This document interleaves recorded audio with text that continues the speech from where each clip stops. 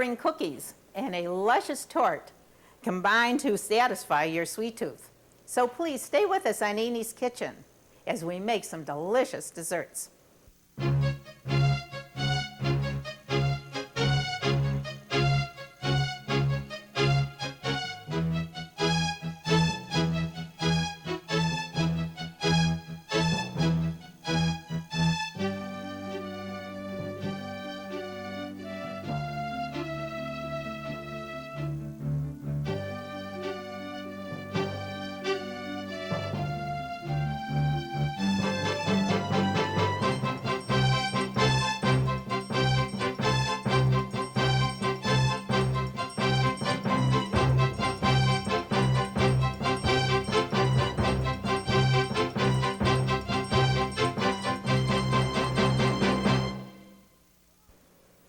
Shalom and welcome.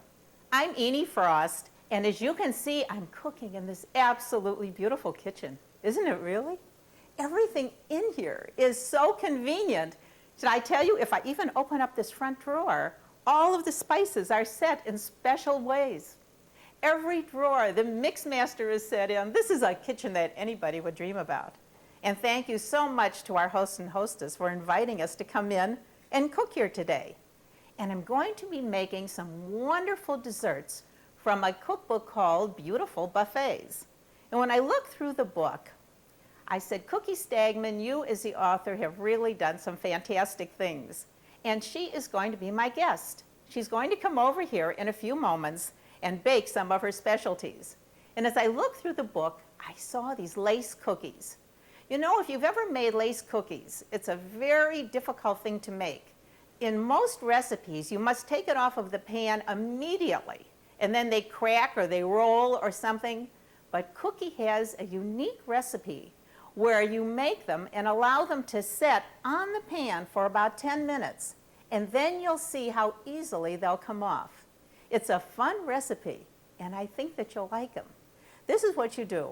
We're going to take a large bowl, and first, it's going to use oatmeal. And of course, we're big on oatmeal and all of these oat products today, right?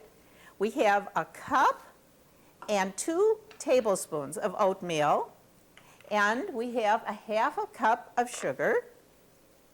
And then we're going to add to that a tablespoon of flour. And here we have, the sugar is a half a cup plus 2 tablespoons. And here is a teaspoon of baking powder. And here we have 4 tablespoons of slivered almonds. And I have to tell you, this is a real treat. I had a problem with my husband. Every time I turned around, Jack was trying a few of those on the side. He said he just wanted to check them out. But can you see what a wonderful consistency this gives it? Now, this is the dry ingredients that all will be blended together. And this is going to give it this texture. Added to this, we're going to melt a half a cup of either butter or margarine. Either one will work out just fine. And then we're going to add to that 1 egg. And of course, when we do that, we always crack our eggs first into our egg checker to be sure that it's acceptable according to the laws of kashrut. Because if there were any blood in this, it would not be allowed. It would show that there was some life beginning. So if our egg is all right, we will carefully add that and blend it in to this very, very nice batter. Now, you'll have to admit that that's one of the easiest batters we've ever put together.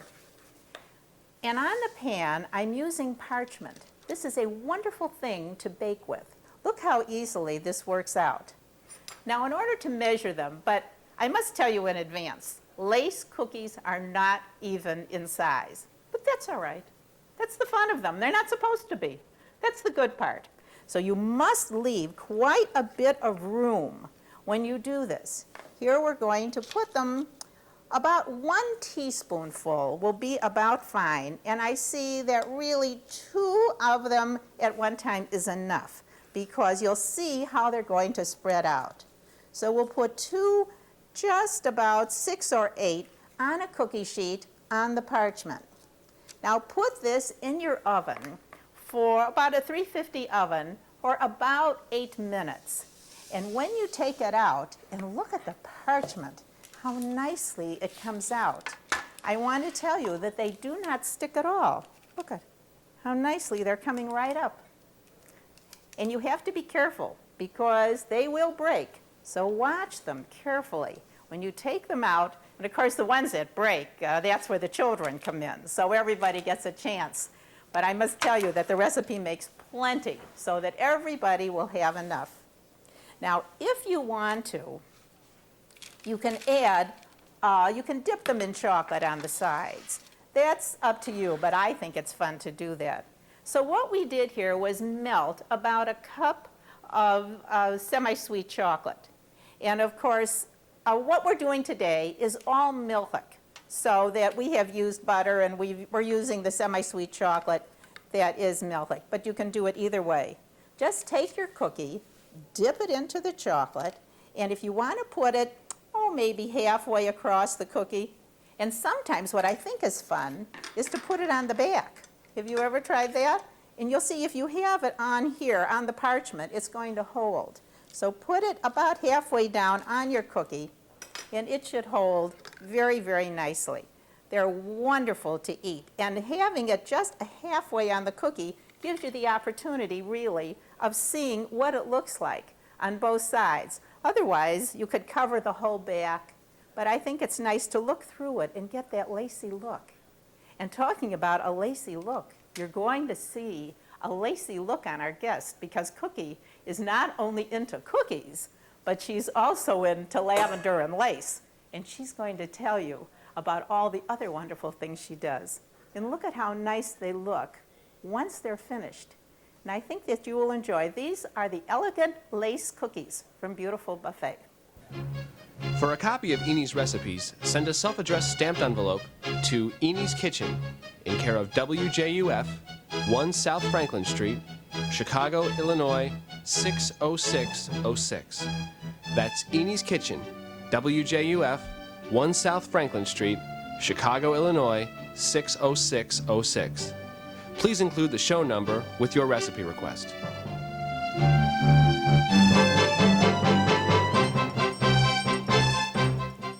My guest is Cookie Stagman. Cookie, you really are a cookie girl. Was that your name, or did you pick it up when you started making all the cookies? No, that was my name from the time I was a very little girl. In fact, that's the only name I go by. That's interesting, and you really became a cookie girl. And this wonderful book that you wrote called Beautiful Buffets is really something special. I'm impressed with it because it's so easy to use. You have hardcover, but when you open this up, look at this.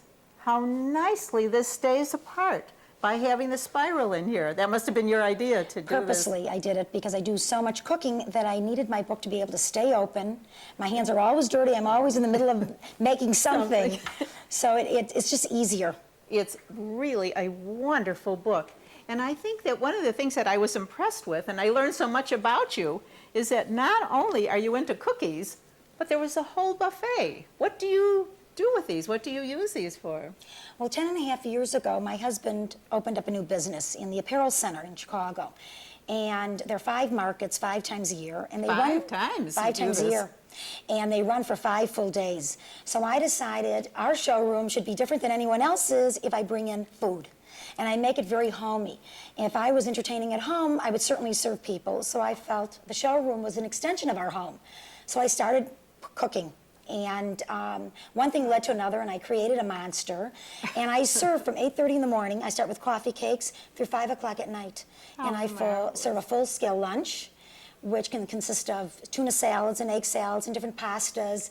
And you must have all the designers from the world want to come in and take a look. They do. And take a little bite, a little mash with it. But you make such interesting things. You really developed it into things that you can make ahead of time. Can you make most of the things in the book? I bake 3 days a week from week to week after market ends, and I freeze it.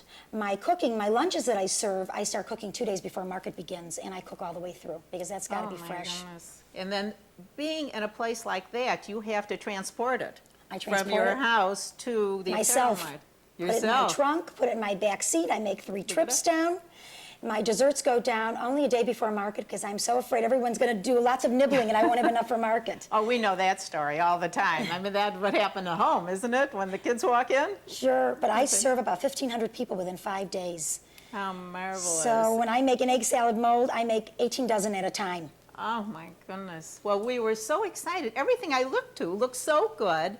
And I see that you like to use some of the candy bars. Oh, I love it. I always leave some extra on the side for myself. With it. Oh, you see, that's why you use such a big bag of these peanut butter cups. I thought, now why would she need so many? Oh, I always put a few extras in the freezer. With it. And I love your name. These cookies are called peanut butter doodles. And I think they're really delicious and fun. They are fun, and the kids love them as well as my adults. With it. So I've been making them every market, and they freeze beautifully. That's wonderful. Now, how do you freeze them? What do you put them in? Do you I use metal containers. I use plastic containers. Of lately, I've been even getting from the supermarkets in the salad bar section.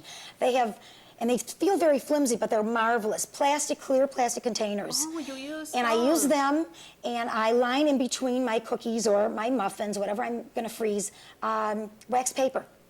Oh, see, And now if that's a my good cookies are idea. going to stay in the freezer longer than a month, I put aluminum foil over the whole plastic container. Yes, that's all right. They're Aluminum fabulous. foil if you use wax paper, even with things you're cooking, that's really much safer. You know that there is a great deal of oil in some of these wraps and some of these plastic wraps. It's not really so safe to use it exactly on the food. If it's going to be over the container that's already covered, that's something else again. But nowadays, I think we're trying to be a little more careful. Well, let's try the peanut butter doodles. Tell me what you put in them. Terrific. All right, first I start with, it's such an easy recipe, with a 1 stick of butter or margarine. You can use either. Either one? And I'm going to use my Mix Master. I love the Mix Okay. Master. I use that in place of That's interesting. I Cuisinart. noticed that you're really into the Mix Master all the way. I think we all started that way when we got married, really? Right? We're the Mix Master people. That's right. With it. Now that the butter is soft, I'm going to add in a 1/2 cup of peanut butter. Oh, sounds delicious. Love it. In fact, I'm With it. going to lift Almost this up. every peanut butter is kosher, but you should look at the sign on it. You know, always watch what you're using. In fact, I use most peanut creamy. You can use crunchy for this the also. crunchy? The crunchy comes out just Oh, fine, that'd be but kinda I seem to interesting. use creamy all the time. With it. So now Okay. I'm going to whip it up a little bit more. With it. So now you have put the butter and the And peanut the butter peanut together. butter. together. So I'm mixing that up together. All right, so that's really creaming those ingredients first before you add your sugars Right. in the dry ingredients. Okay, now that's really enough. Now I'm going to add a 1/2 cup of regular sugar, and I'm going to add it slowly as it's beating. And your brown sugar, always be sure when you measure it that it's packed in. It really makes a difference when you That's measure right. your brown sugar. Now also a 1/2 cup of brown sugar. That's why the recipe is so easy. It's really a 1/2 cup of almost everything. And now I see you added a little vanilla to it. Now I'm going to add 1 tablespoon of vanilla. All right, and you have both baking powder and And baking soda. But now I'm going to add my egg, and I'll do the same thing. We'll crack it and make sure that it's fine, which it is. We'll add in the egg. egg. And now we have, what, 1.5 cups of flour. A 1.5 cups of flour. And the dry ingredients will also include how much baking soda and baking powder? We're using a 1/2 teaspoon of each. A 1/2 teaspoon of baking powder and a 1/2 teaspoon of baking soda. Now, when you put in your flour, do it very slowly because you're going to flour all over your kitchen if you've got it on too high of a speed. Oh, I think we've all had that happen a few times in our cooking, right? That's all right. And the rest of the flour. All right. And now we're going to have a 1/2 teaspoon of baking soda and a 1/2 teaspoon of baking powder. And I think Okay, that you here's have my a wonderful soda. system here. And here is my powder. And And I the see dough you is a wonderful dough to work with. It's not too sticky. It's a very easy dough to work with. All right. Now I'd like to see how you're going to put them in here. Instead of putting them, baking them in the papers, I notice you bake them in the pans first. I bake them in the pans first, and I spray everything. In fact, a good tip is I use a tremendous amount of spray. And when I know I'm going to do a tremendous amount of baking that particular day, I will fill sometimes a spray bottle with a vegetable oil. Okay. And it'll go a lot further for spraying rather than using the can. Now all right, this is sprayed.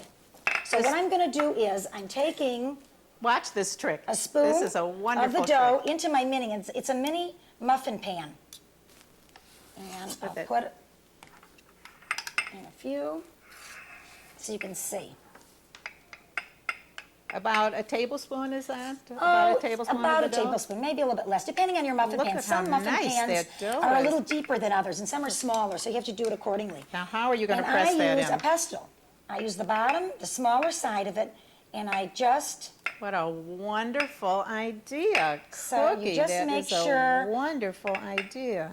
that you get it in, Look at that. and it's semi-formed already. That's a wonderful idea. And you'll bake it in a 350-degree oven for about 12 minutes, 10 to 12 minutes, until they're like this, lightly browned. And what I do is when they come out of the oven, I end up sticking in my little Reese's peanut butter cups. Look at it.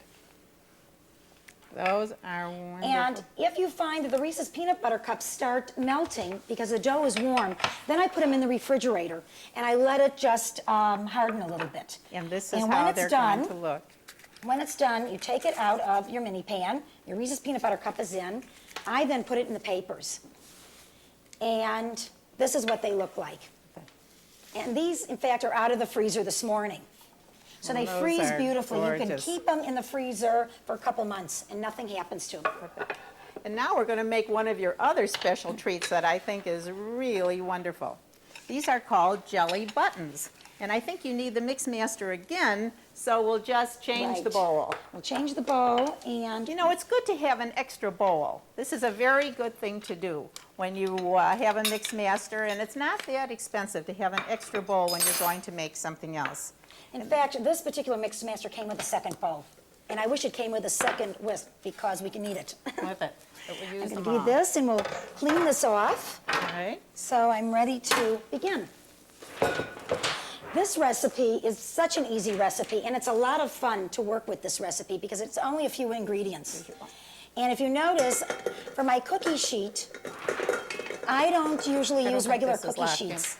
I buy oven liners. And oven liners I end up spraying with a vegetable oil also. And the oven liners allow me to put more cookies on at a time because I'm making such quantity that a cookie sheet's never big enough for me. So what I'm going to do is this. As soon as... Here you go. Okay. All right, now this is also going into the mix master. And first she's going to start with 1 cup of butter. Right, or you can use margarine. You can use either. 1 cup of butter. And then we're going to add to that. And what's very unusual with this recipe is I've got hard-boiled egg yolks. And this recipe calls for 2 of them. That's really an unusual idea. So I'm going to whip that up together. All right. And here you have a 1/4 of a cup of sugar. Of sugar. That's going to be added into it. And I do that And slowly. here we have 2 1/4 cups of flour that are going to be added into that. Okay. And then she's going to take that dough and make the jelly, they're like thumbprint cookies a little bit. They are. They're really They are, something but it has like an unusual taste, and I think it's the hard-boiled egg yolks that really... with it. And she's going to show us really how you put them on here. Do you want to show us how the dough goes on here? Sure. All right. Here. Okay. And you want to show us how you put the dough on here? Okay, what I do is I like to put them into cylinders. And it's a very easy dough to work with.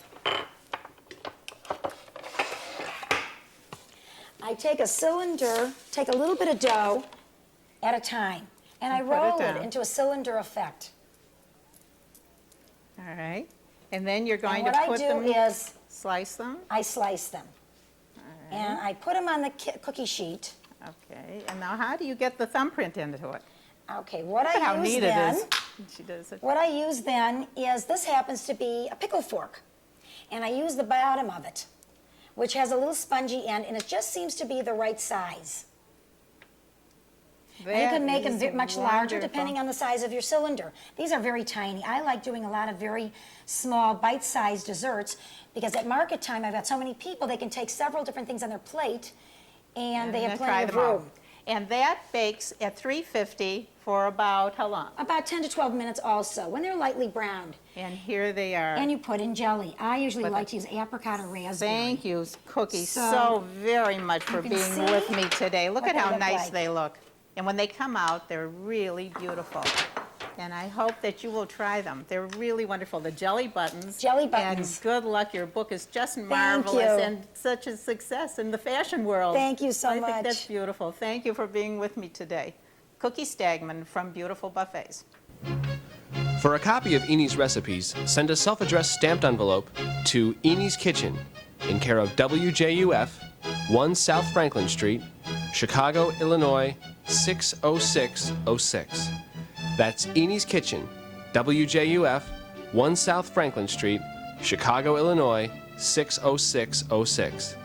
Please include the show number with your recipe request.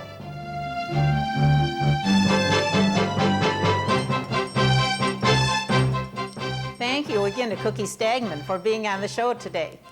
You know, when I looked through the book, I noticed that she has recipes in there from American designers, from all American designers, and that a portion of the profits of this book are going to the Special Olympics. So you can see she's a very special girl involved with many, many things. And when I was looking at it, thinking, what would be an interesting cake to make? Well, if you cook with me all the time, you know that my theme song is Fresh is Best. So how could I resist this wonderful apple cheese tort? And it really is delicious. We're going to start with the crust. In the crust, first we're going to put into our mix master a half a cup of butter or margarine. And mix that through just a little bit. We're going to add about 1/3 of a cup of sugar to that. And then a cup of flour. This is a wonderful basic recipe, and it really works out so well. And of course, I think you're right, Cookie. A little vanilla gives it that little kick. About 1/3 of a teaspoon of vanilla will give it a nice flavor. Now take that dough and press it into a spring form. This is a 9-inch spring form on the bottom and about 1 inch up the sides because the cake is going to be a little high, so you want it to come up the sides a little bit. And then in the middle, we're going to put in an interesting filling. I think that this is very good. You know, there's nothing like cream cheese. I think we're all cream cheesed all the way around. And this one, we're going to use an 8-ounce container of cream cheese. Here we have 8 ounces of cream cheese that we'll put in our mix master, and of course that always blends in very nicely. And with that, we're going to add about 1/3 of a cup of sugar to give it some flavor. And, oh, Cookie, I see you're with me on the cinnamon. I love cinnamon on everything, and I know that this is going to be great. That 1/4 of a teaspoon of cinnamon, and here we have a 1/2 teaspoon of vanilla. Now, this will be a very nice, creamy kind of a filling, and we're going to put this into our tort because that's going to give it a very nice, creamy feeling. Take it off of your mix master and set it into, and you know, it's even going to turn colors a little bit because we have that creaminess left here, which is very good from the cream cheese and from the cinnamon. And we'll put this into our spring form, and then we're going to top it, of course, with our wonderful apples. And I know that we're going to want to do that because the apples really give it such a good taste. And is there anything better than if you have an apple tree? And if you don't, you should. It's fun to go out, pick them right off of your apple tree, and cut them up. I have about 4 cups of apples.